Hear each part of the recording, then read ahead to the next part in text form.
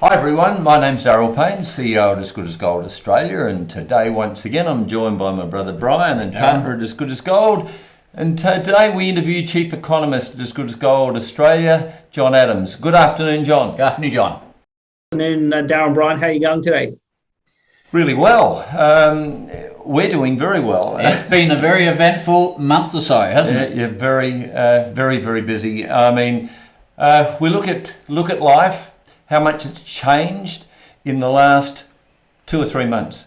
There is nothing consistent anymore, so it seems. I mean, the variables can just be so dramatic from day to day at the moment. Yep. And so, even though, John, we speak on a regular basis, pretty much every day, we haven't done an interview like this with John for a couple of months. I can't believe it. Yeah, how time really flies. Exactly like, with lots and lots in between. Yeah. So lots have happened. I just wanted to share a couple of thoughts initially, John, before we got a series of questions to ask you, of course. But let's have a look at some of the things that have taken place in the last couple of months. Dramatic for sure. All major financial markets, I'm talking stock market, bond market, in absolute disarray, volatile like we've not seen for a very long time.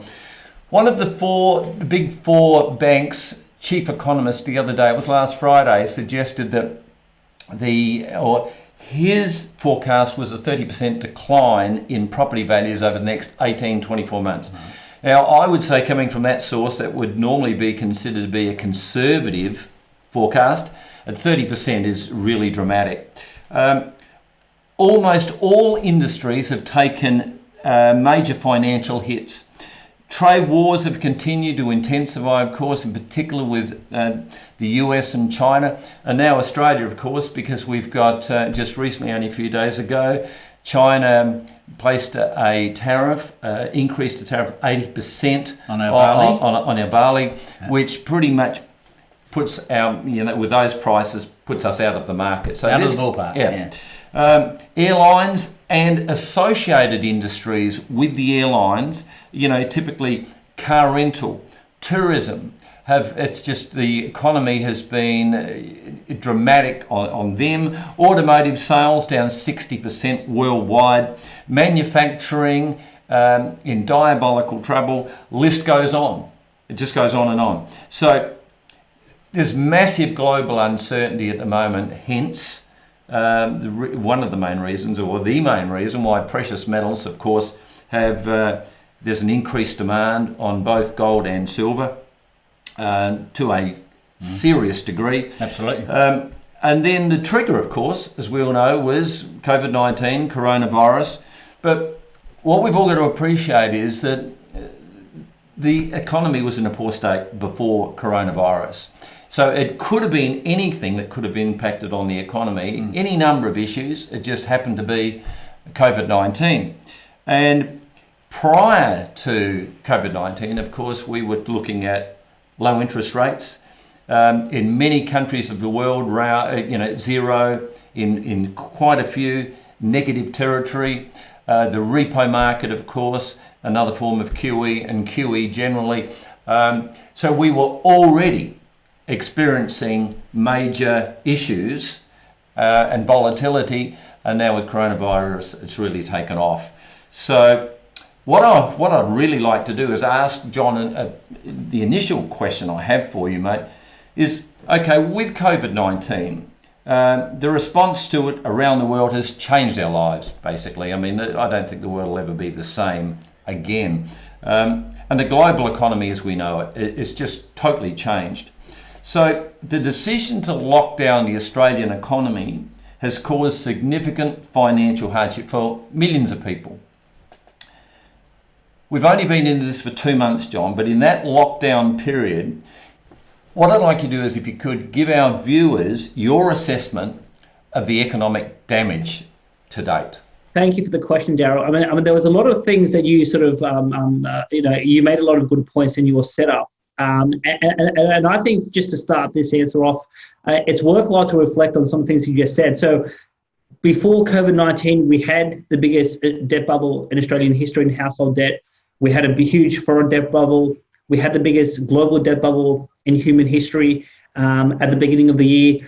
We know that the repo market blew up on the 19th of September 2019, and that the US Federal Reserve was pumping. So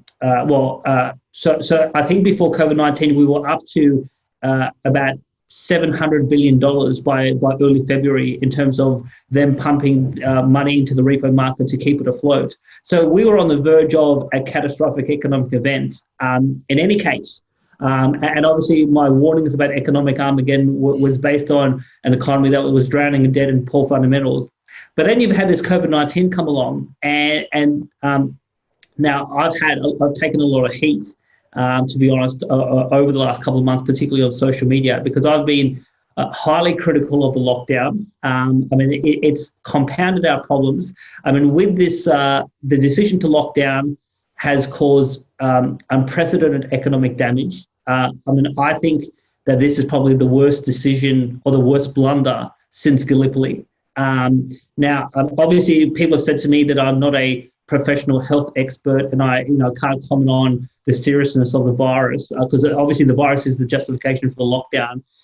All I would say is Martin North and I recently, in the last few days, released an interview with a professor, an Australian professor who's a molecular immunologist who has studied COVID-19 at a molecular level in terms of its DNA. He comes to the assessment that this was not as serious as what we were led to believe.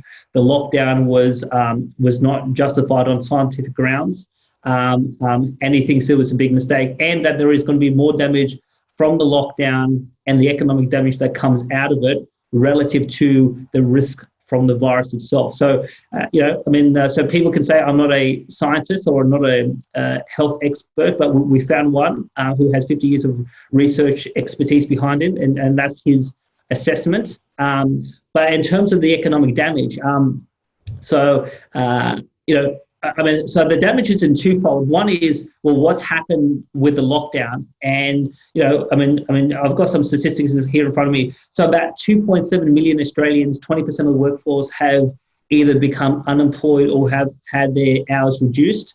Now, when you've got a big debt bubble and you lose your job or you lose some of your pay, that makes it harder for people to make repayments. So we've seen, there was a recent survey in the last couple of weeks where they said that 74% of Australians are feeling stressed financially, resulting from the lockdown. There is all sorts of forecasts on how many suicides will result from the lockdown. Family law practices are saying that there is a number of a spike in clients coming forward wanting a divorce. So there's huge economic impact.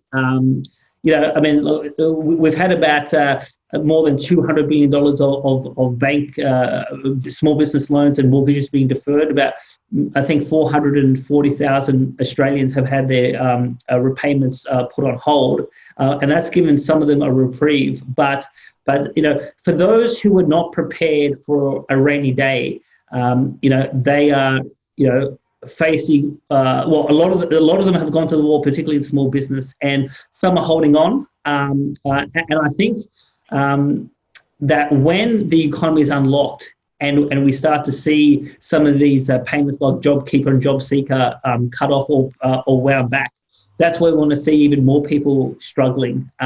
So that's what I would say about the lockdown. And then obviously we have the issue of the stimulus. Now, in the first 4 weeks, we had a commitment from the RBA, the federal government, and the state and territory governments of in excess of $417 billion of monetary and fiscal stimulus. The monetary stimulus was designed to prop up the banks as well as to stabilize the financial markets and to suppress interest rates by keeping the bond yields on 3-year government bonds at a particular interest rate. And then the fiscal stimulus was designed to keep it was designed to sort of keep businesses afloat and households afloat. And the decision to roll out that stimulus, what is the impact of that? Is we had a household debt bubble, we had a foreign debt bubble, we had a world economy that was in disarray, and now, to add injury to insult, we have a currency that's been debased. And we can see that debasement in a couple of forms. I mean, in March, we saw the Australian dollar crash to 55 cents versus the US. Now that exchange rate has come back a bit. But if you look at the Australian dollar versus gold in particular, it's not looking healthy at all. So the currency is in trouble. And obviously the currency will be in trouble going forward. And then obviously we have governments, the federal government, as well as a whole host of state governments as well. I mean, they are in so much more debt than where they were before. So nothing got solved from in terms of our existing economic problems. Nothing's been solved. Everything has gotten far worse. And by printing all this money, and by government spending all this money, thinking that everything was going to be okay, they've just made everything worse. And now this was all the stimulus was designed to help us through the lockdown. Now that we're looking towards unlocking the economy, and that's going to be a slow process, according to the various political leaders, they're now looking at rolling out even more stimulus to basically help us rev the economy back up. So we only saw this week that the Victorian government announced a $2.7 billion public works program. And so this is a new package, and so we've also seen the Greens in federal parliament calling for a new additional $300 billion stimulus package to help increase economic growth. So these politicians think that money grows on trees, literally, and they think that we can print and we can spend, and that's going to resolve the issues of the lockdown, and it will also resolve the issues of our problems before COVID-19. And we're just digging a deeper and deeper hole. It's not a rosy future economically by any stretch of the imagination. Yeah, well, people ask me all the time, how do you know how do you know why, or if gold is going to double or triple or quadruple? How do you know that's going to happen?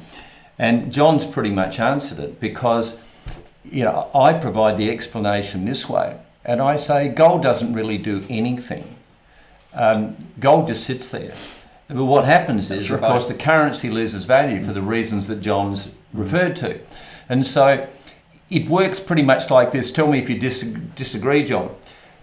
Let's say you've got $1 trillion in circulation in your economy, and you make a decision to double that volume of money. So you go from $1 trillion to $2 trillion into circulation. You've effectively halved the value of your currency.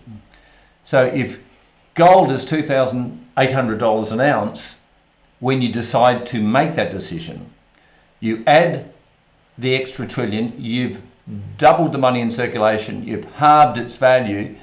Gold is now $5,600 an ounce. It's as simple as that. Yeah.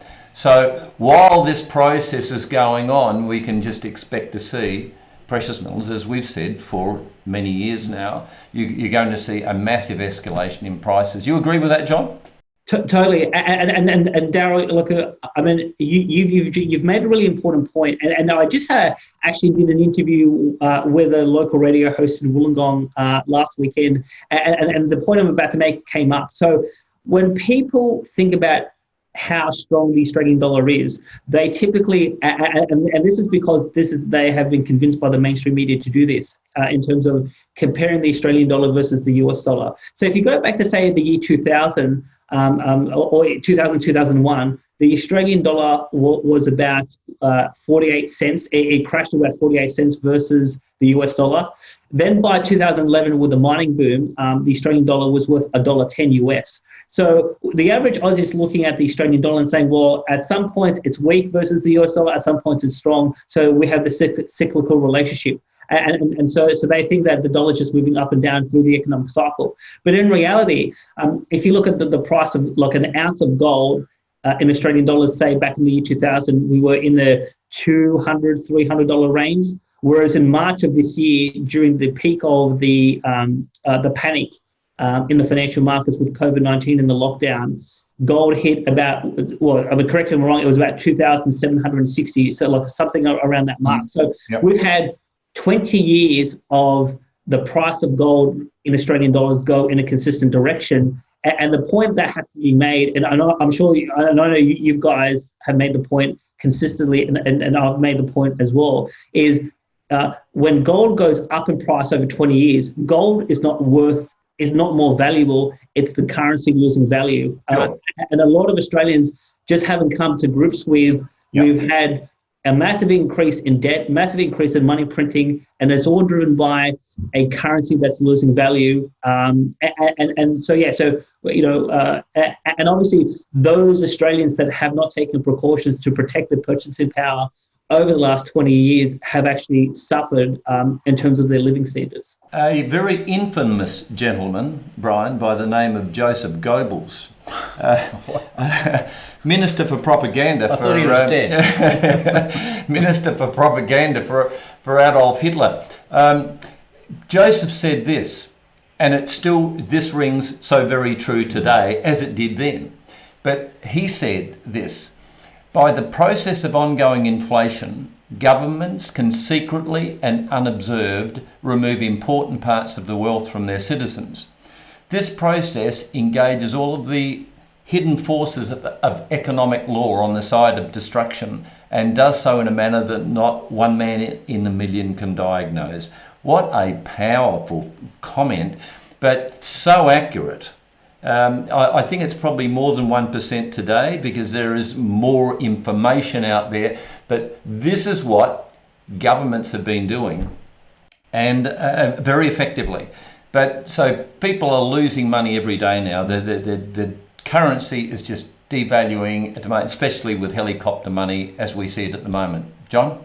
Totally, yeah. So we absolutely are losing value, and in terms of what I've done, so I'm happy to be very honest in terms of what I've done for my own money. So before I joined with the As Good as Gold team, I've been buying bullion for 4 years consistently, and people ask me that all the time about where do they think gold's going to go, silver's going to go in terms of prices, where's the monetary system going to go, so one of the things I say to people is, if you don't, you don't have to follow me. You don't have to follow what I do. Just look at what the central banks are openly now saying, but also what they're actually doing. Jerome Powell is saying, not only Jerome Powell, but some of these other regional governors in the US Federal Reserve System are saying QE to infinity. There is no limits to money printing. We will provide unlimited support to the system. And obviously, if you look at the balance sheet of the US Federal Reserve, so quantitative tightening ended in around August of last year, and it was, I think we got to about 3.8 trillion, whereas last week it got up to 6.9 trillion. So within the space of 7-8 months, we've added another sort of $3.1 trillion to the balance sheet of the Federal Reserve. Obviously, Trump and the Congress has been spending like crazy, but it's just not the Americans. The Europeans, and Egon von Grace has spoken a lot about what's happening in Europe, and in terms of the Japanese and the Chinese. Everyone is printing huge, unprecedented sums. And one of the points I made in a recent interview is that when we think about humans as a species, in the history of our evolution, we've never been in this position before in terms of the amount of debt and the amount and the sums that we're printing at the moment, both in nominal and relative terms.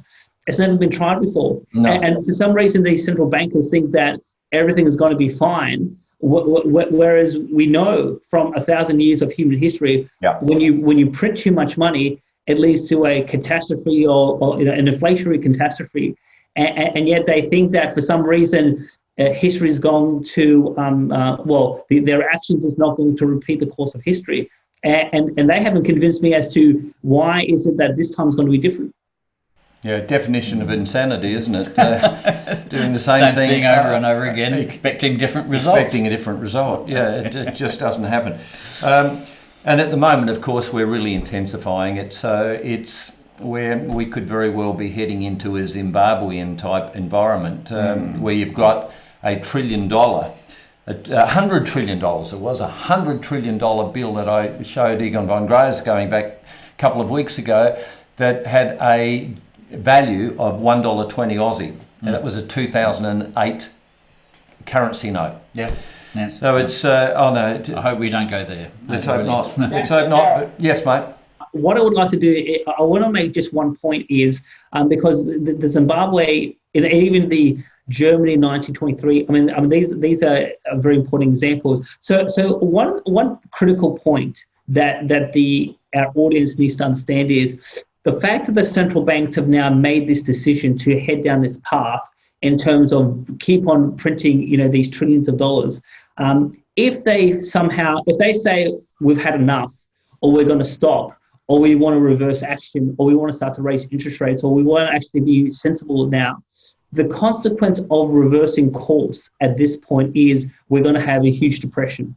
And we're not looking at 13-15% unemployment. We're looking at 30, 35, 40% unemployment. We're looking at banks going under, a huge catastrophe in terms of the economic damage, and the economic damage would be far worse than what we've seen over the last 2 months. And so central banks are trying to prevent a total and utter collapse of the financial system. And the only way they know of how to do it is they've got to prop up these banks. And by propping up the banks, they've got to print.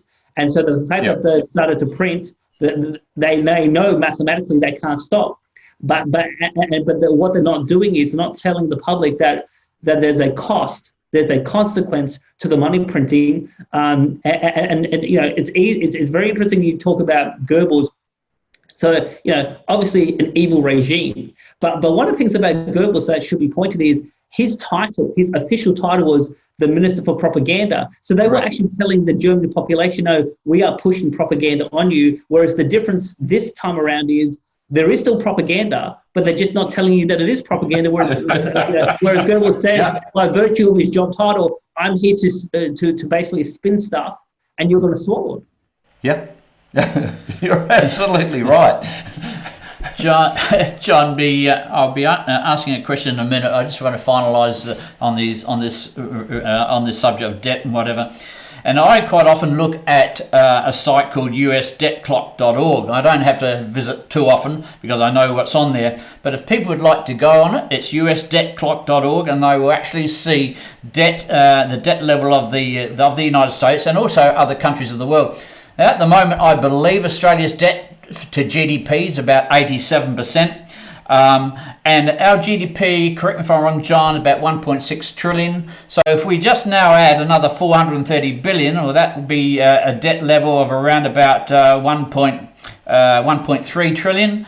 I don't know where that takes us, but all I know, it has to be paid back, and unfortunately, it gets paid back with interest.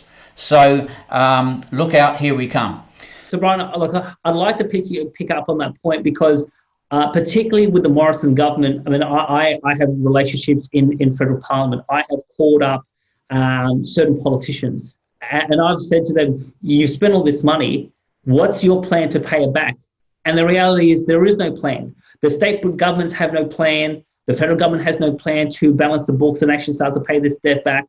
The central banks have no plan to normalize interest rates. I think there was a report saying that Westpac came out in the last 3 or 4 weeks, and they said that they're expecting that official interest rates in Australia will stay at 0.25 until the end of 2023. So, just unbelievable that Westpac would put out that sort of forecast. And what does that say? It's an admission that we're stuck and we can't reverse it. And so you're absolutely right. In theory, we have to pay this back. And if we don't pay this back, we're going to have a huge inflationary problem. Absolutely. Which would lead me into the next part of the question, which is a reference to our present government. You have been very outspoken about the Morrison government's decision to lock down the Australian economy.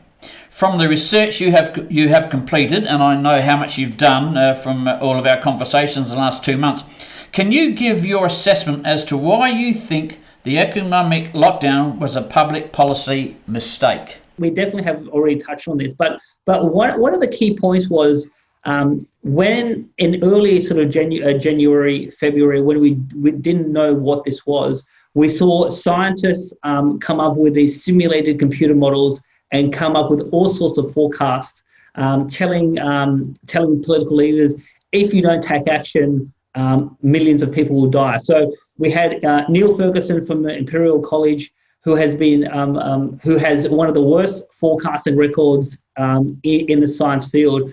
Imperial College published a piece on their website some months ago saying that 40 million was at risk of dying. 250,000 people in the UK would be at risk of dying. President Trump was told that 2.2 million Americans were at the risk of dying if nothing was done. The Doherty Institute, which is a research institute in Melbourne, told the Morrison government that 150,000 Australians would die if nothing was done on COVID-19. And so, I published a 6,300 word essay on my website in early April, and now we're in mid-May. So, and I finalized this. I finalized the writing in terms of the essay by probably the first week of April, and by late March, early April, it was clear that these forecasts were completely wrong, and that the lethality of the virus was not as severe as what they told us it was, whether it was in terms of infection rates or in terms of the percentages of those who are at risk of dying. And obviously the recent interview that Martin North and I did with Professor Ted Steele, who has studied this at a molecular level, said that this is nowhere near as dangerous as what we were led to believe. When you put all that together, clearly it was a catastrophic mistake to lock down the economy, given what the impacts have been. Now, one point I will make is that early on, if any political leader got forecast like that, it would scare any prime minister, any president. You would want to take action to protect your own people. But by mid to late March, it was clear to me that the forecast was wrong, and there should have been an acknowledgement that we took some precautions early on because we thought this was extremely dangerous. We realize now that it's not as dangerous as what it was, and we're going to unlock the economy and we're going to get back to normal. But here we are in mid-May, and we've just started the stage one of unlocking our economies within our own states. But I'm keen to come back to Adelaide, but the Premier of South Australia keeps he's hesitant to unlock the state borders. So the premiers and the Prime Minister need to move rapidly to reopen the economy and to get everything back to normal. I'm in Sydney today, and I've never seen Sydney so dead. It is like a ghost town in Sydney. Now that we have more information about the virus, we know that it's not as serious as what we've been led to believe. We need to get back to normal, because the impact of the lockdown and the stimulus going forward will definitely outweigh the impact of the virus. And I'll just leave you with one stat. So there is a Brain and Mind Centre, a research centre at the University of Sydney. They have put a submission forward to the federal government saying that 1,500 Australians will die of suicide resulting from the lockdown. Wow. And yet we've only had about 100 people dying of COVID-19. So if this was all about preserving life, well, the lockdown has actually killed more people than actually have died from the virus. And that says something significant about whether we should have gone down this path to begin with. Very much so. That's quite incredible. And I have another question, and before I finish the question, I'm going to make a statement, and then we certainly carry on. A lot of Australians are expecting the economy to come back to normal once the economy is unlocked. Some are talking about a V-shaped or U-shaped recovery.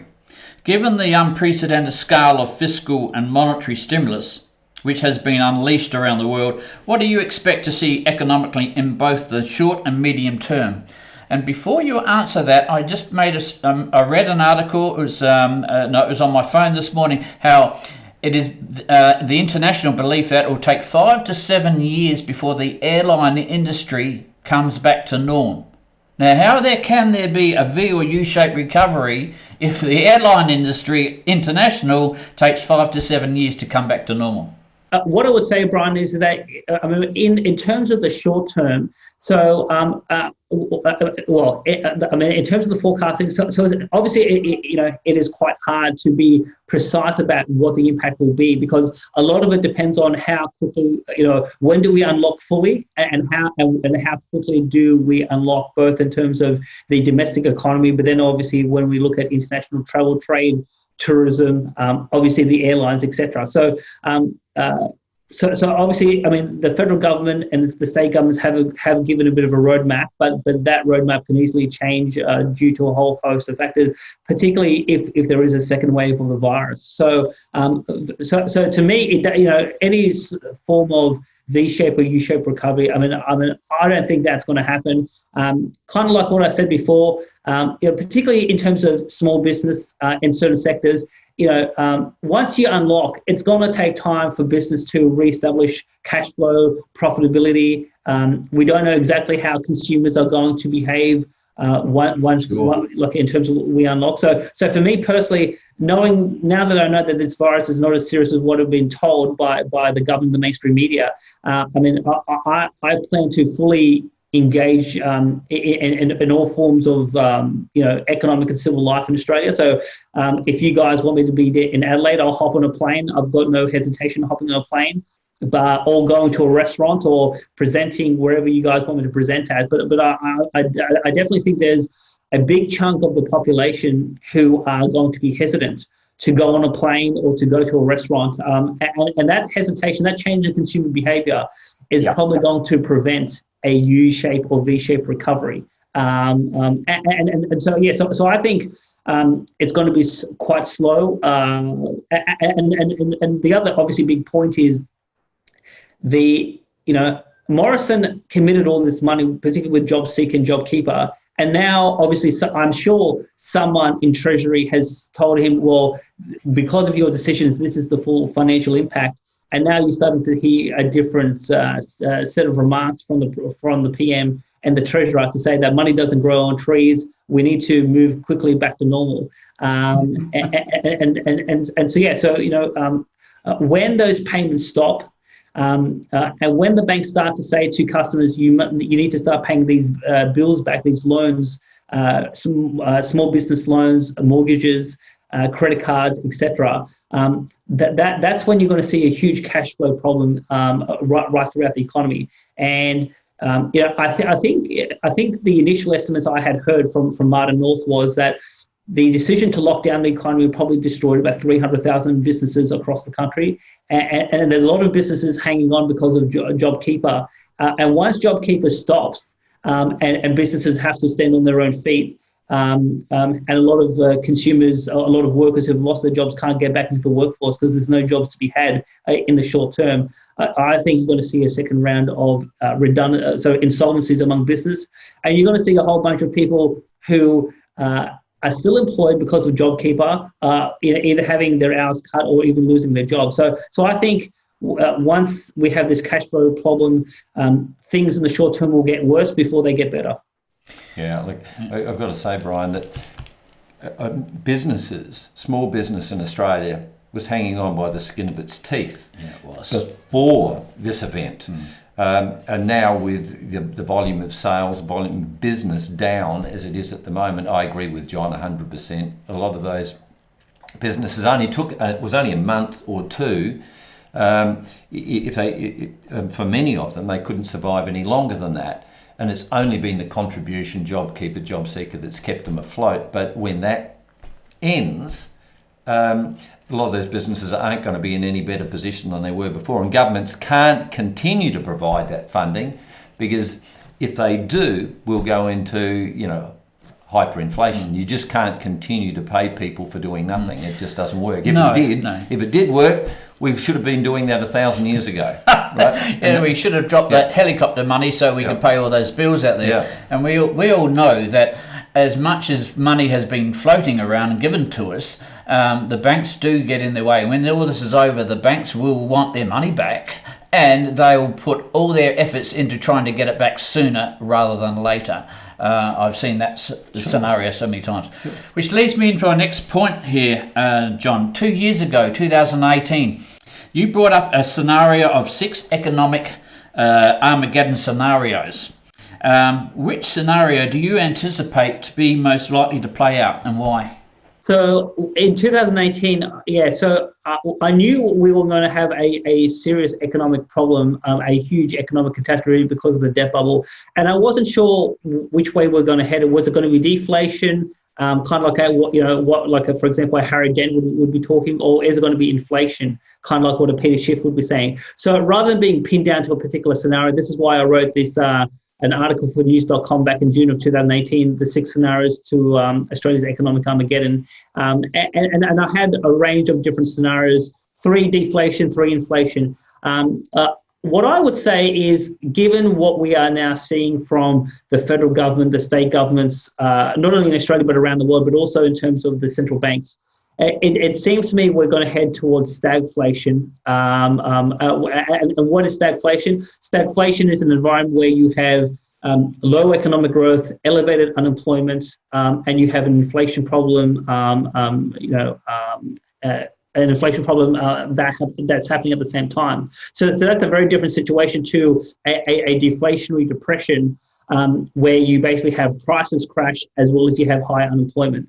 So, Harry Dent has been making the rounds in the Australian press. He's done some stuff with Mar North, he's done some stuff with Peter Switzer, and he's been talking about his scenario of a deflationary depression. Now, that scenario that Dent's been talking about, that was actually one of my 6 scenarios. But one of the things that I think is important for our audience to understand about will we have a deflationary depression, a couple of things have to happen. To have deflation, the money supply has to shrink, the debt has to shrink, and you have to see a lot of defaults. And if you see a lot of defaults, you're going to see bank failures right across the world. And not just small banks, but we're talking about some of these big banks, whether it's Deutsche Bank or HSBC or JP Morgan or even some of the big 4 banks in terms of Australia. So for Dent's scenario around a depression, a deflationary depression to occur, the banks have to go under. And everything that I look at, and I've just been on the phone with a few people over the last couple of days, is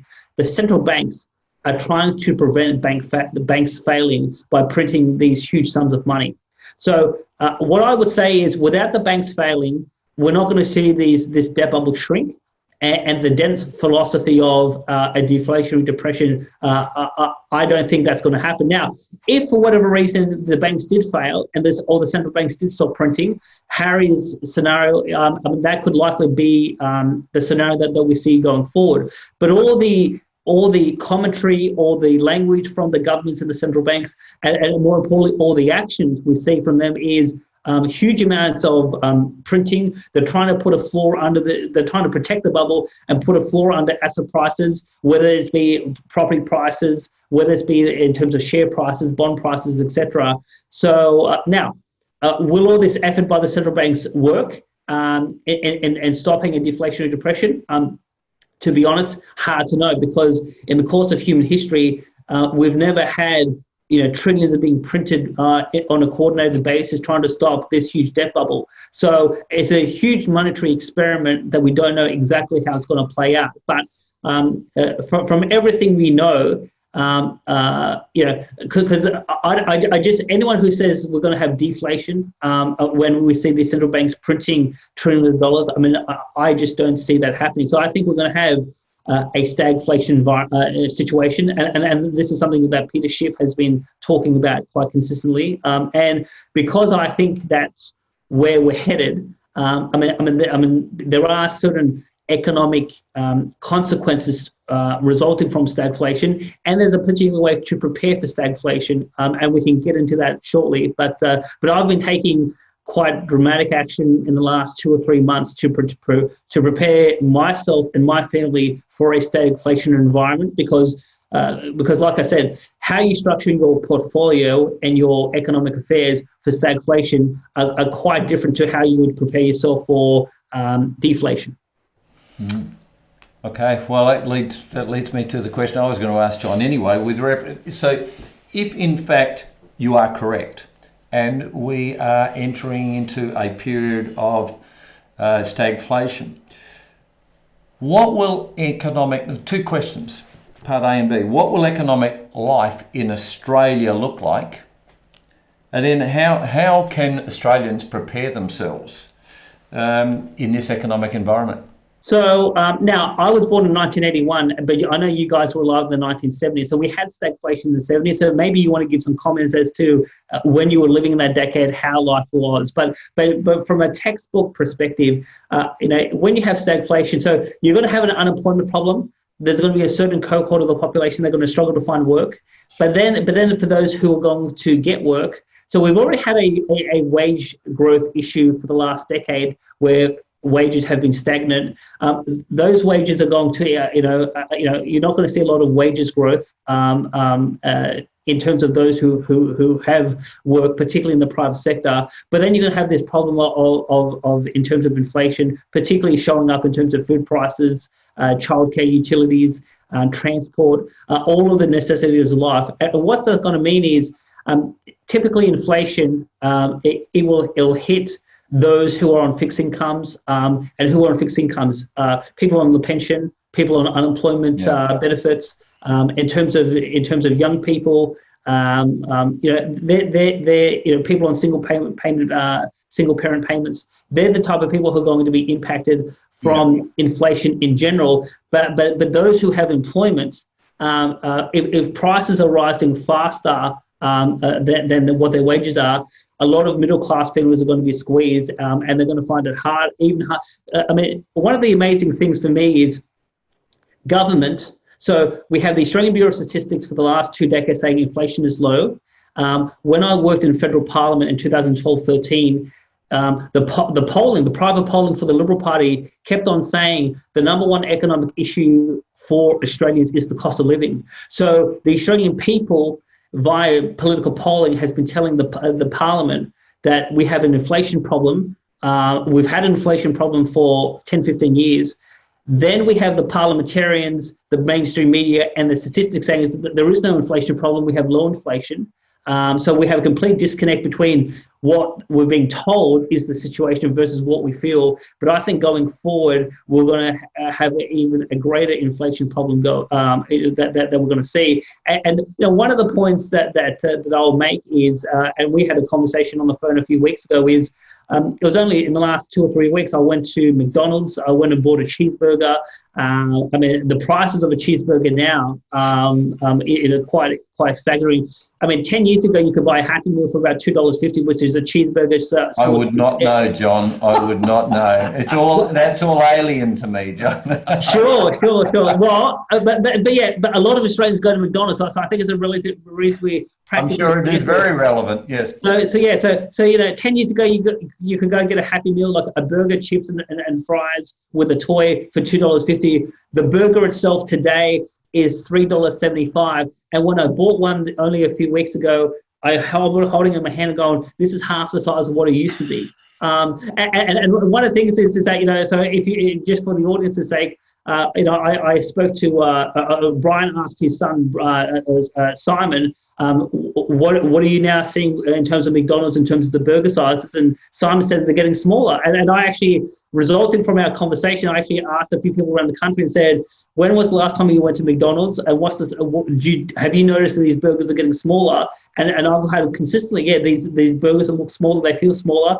And so when people go shopping, whether it's, for the weekly groceries or take-it, etc., one of the things they'll see is either prices going up or the packaging getting smaller. And obviously, if you've got, kids to feed and you've got a fixed budget, it's going to make it harder to feed your family going forward. And this is all resulting from central bank policy. So if you're wondering why is the weekly groceries expensive, why do you find it harder to feed and clothe your kids and send them to school, blame the RBA. Blame the central banks around the world who have debased the currency. And they've been debasing it for a long time, but I think now more people are becoming awake to the inflation problem, to what the central banks are doing, and I think going forward, more people are going to feel the financial pinch because of the stimulus, the new round of stimulus that we've injected into the economy in the last 2 months, resulting from the lockdown because of COVID-19. It's like a thief in the night, isn't it? It's like, and I've said this before, but you've got a stack of $100 bills. Let's say you're fortunate enough to be in that position. So someone comes in the middle of the night. It's sitting in a safe. They have access to your safe. You don't know that, but they remove a couple of $100 bills. And they come in again the following night and they remove a couple more $100 bills. And they do it again and again and again and again. Slowly but surely, that pile is getting smaller and smaller. And so is your financial position is being affected. But you didn't realise it. You didn't pick up on it because it was so delicately done. And that's exactly what inflation is, isn't it? It's just a bit at a time, a bit at a time. So they're stealing from you. That's really the point, isn't it? Very silently, and very gently. Yeah. Until there's nothing left. See, at some point, you recognise that the pile, you look at it and you go, whoa, I remember that pile being, surely it was much higher than that. But it's done so well that you don't pick up on until it's too late. So I guess that leads me to point 2, because I had another question that I wanted to ask John there, and that was how Australians prepare for this. So it's not going to be buying McDonald's, right? That isn't going to get them across the line. How are we going to prepare for this debacle, John? One of the things that I think is critical to preparing for stagflation is you have to protect your purchasing power. You have to protect the value of your wealth. So, I mean, now people could say that I work for a bullion company. I have a vested interest in promoting gold and silver. Let me say to you that the chief global strategist for JP Morgan only in the last 2 weeks said investors should start to prepare for higher inflation. What did JP Morgan suggest? Precious metals, property, hard assets, real assets, things that are physical, things that are going to hold its value. So obviously I've been buying gold and silver. I continue to buy gold and silver because it has a historical 5,000 years of history of maintaining value. We know from the 1970s when we had a stagflation problem, gold and silver was the best asset class in terms of its performance, whereas the stock market basically did nothing. If you have fixed income products like bonds or things of that nature or term deposits, you're going to be smashed. And obviously, if you're holding cash, as in the government's money, the fiat currency, you're going to lose a lot of value as well. So I think if you want to protect yourself against the inflation component of stagflation, you've got to hold hard assets, and obviously it's up to each individual circumstances as to what those hard assets look like. But gold and silver should play a mix, and all I can say is that for my family, for my children, I've gone down the gold and silver path because I know that it's going to protect my purchasing power, and it's going to actually allow me to provide for my children going forward. So that's how you prepare for the inflationary component. And then in terms of the unemployment. So if going forward it's going to be hard to get a job, or a lot of people are going to struggle to find full-time work. All I would suggest is we had a huge debt problem before. A huge debt bubble. Too many households had too much debt, mortgages, credit cards, personal loans, car loans. What I would suggest is to get your debts under control, and then obviously anticipate that if you have a job, it may be it may be hard to hold that job going forward, or if you don't have a job because of the lockdown, you may not get a job straight away. So I think people need to be very focused on cash flow management. People need to anticipate of maybe having some bouts of unemployment or having some reduced hours, but also they need to be very conscious of losing purchasing power and taking action on that front as well. I very fortunate. I've mentioned this gentleman many times before, but Brian and I were very fortunate to meet a gentleman by the name of Peter Daniels Sr. A long time ago. And Peter's been our lifetime mentor. But Peter would always say, I do not care what poorly executed economic decisions are made in the world tonight, for tomorrow I'll still be able to party. Powerful comment. And he could say that, of course, because he was a huge supporter of precious metals, gold and silver. And what's really important here is he's educated his children. to continue on in the same vein. And you find a lot of families do that. And so his sons, 2 sons, daughter, and his grandchildren now adhere to the same policy. As well as ourselves. Yeah, as well as ourselves, of course. So it's really a matter of holding on to sound money, isn't it? Absolutely.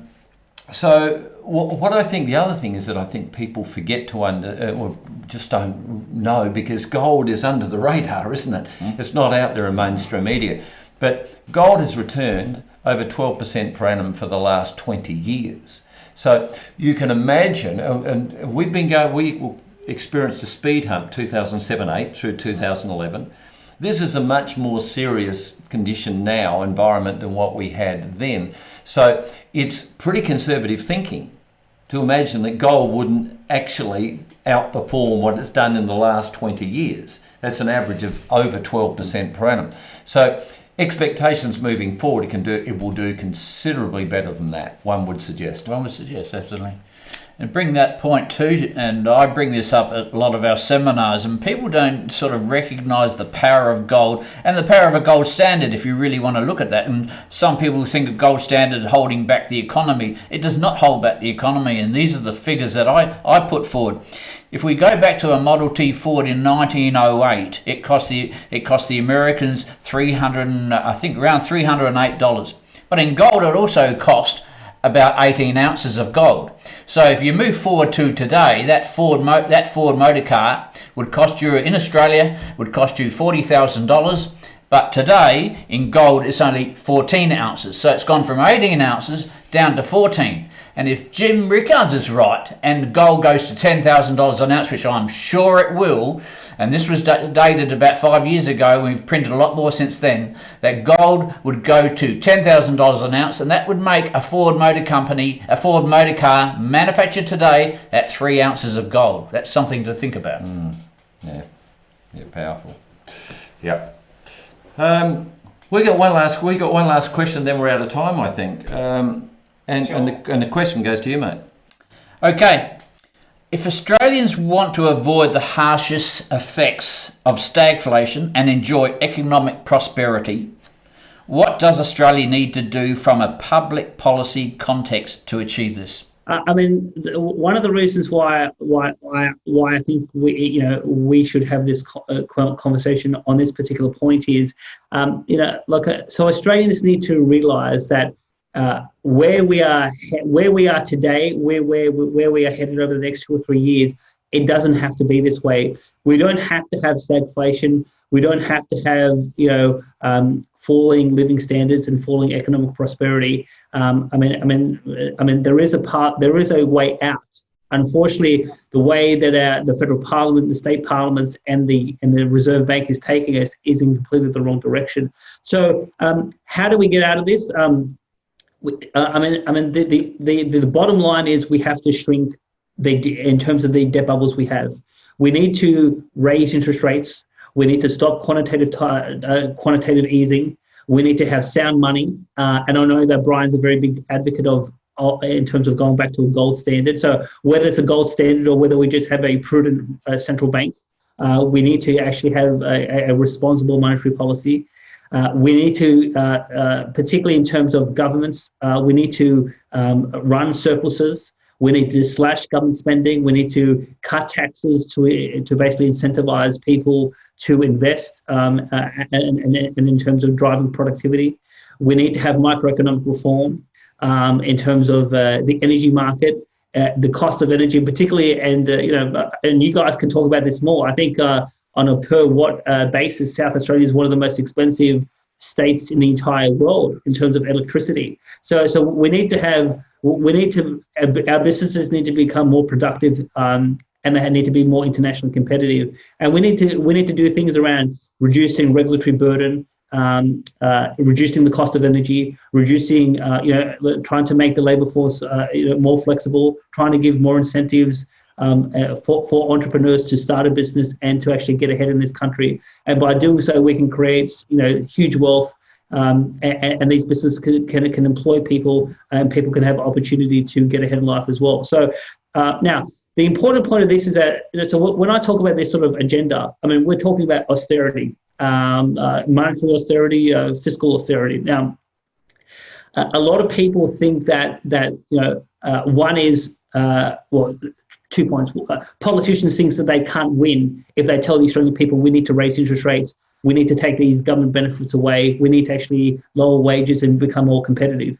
So the politicians think there's a political problem, but then obviously by implementing an austerity agenda, you have some upfront short-term cost, and those costs can be horrific as you try to restructure the economy. And some people are hesitant to go down this path because they think those short-term costs are too horrific to absorb.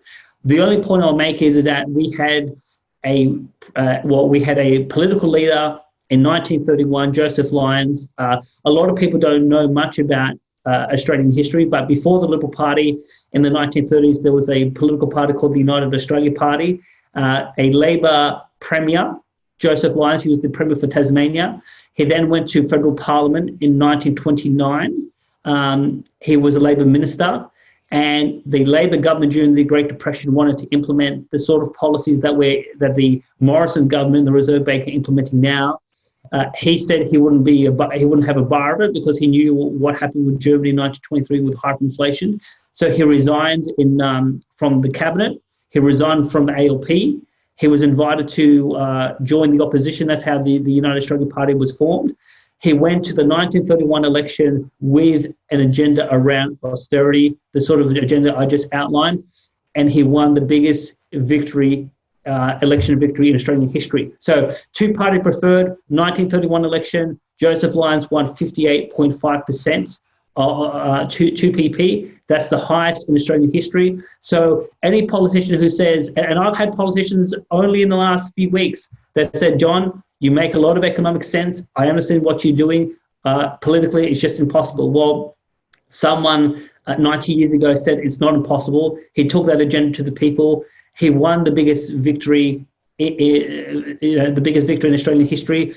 He served 3 terms in office, and then he actually died as Prime Minister in 1939 on Good Friday. So, Joseph Lyons to me is the right model to pursue. So we can get out of this. People need to wake up to what's going on, not only in terms of their own financial circumstances, but what government and the Reserve Bank is doing. And if people can come together around common sense economic policies, we can actually build a better economy and a better economic future for our kids and grandkids. Wow. You happy with that? I'm pretty happy with that. Yes. I think at the end of the day, for mere mortals like ourselves, I think there's a huge need right now to follow the policy of Jim Sinclair and Bill Halter and become your own central bank. We may not be comfortable with the manner in which central banks function, operate, but certainly holding on to sound money is something that they do. Their preference, of course, is that they can do it, but not you, because it gives them the power and takes it away from you. They don't want to give it back to you, and that's exactly what happens when you own precious metals. So, become your own central bank. The biggest problem at the moment, and we knew this was coming, that silver, Brian, and you can comment on this too, of course.